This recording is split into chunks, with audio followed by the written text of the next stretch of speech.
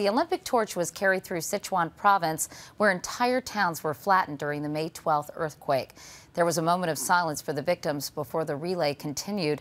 At least 69,000 people died in the quake. For the survivors, the recovery is just beginning. Barry Petersen reports now from Chengdu. It's also therapy. Kids brought together by trauma experts so they can help each other slowly overcome the pain of loss. I still cry for my friends who died, Dan tells us. For the first time in its history, China has mobilized mental health experts to be side by side with reconstruction workers in the earthquake zone.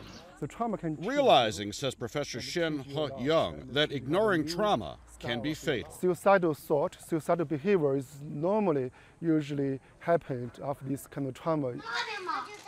Dr. Ho's challenge is children too young for words to express their fears.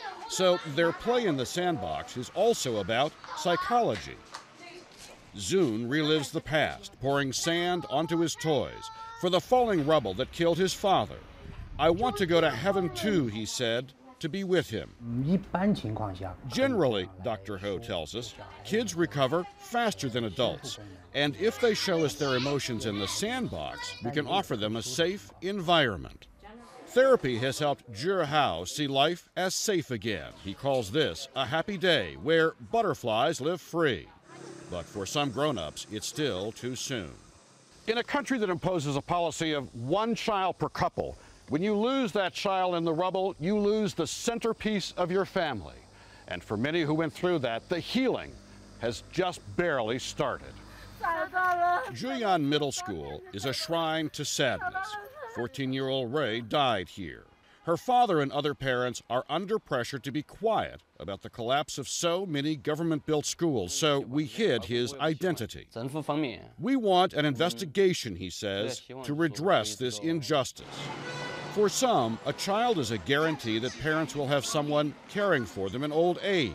To replace that, the government will now start paying families who lost their only child about $145 a year and will allow them to have another child, replacing the one that died. But Ray's father and mother can't even think about that. Nothing, he told us, can replace our child. She often said she wanted to be a teacher and grow up to make her parents proud.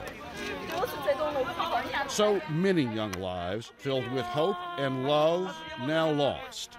And for these parents, neither time nor therapy may ever bring them peace. Barry Petersen, CBS News, Chengdu, China.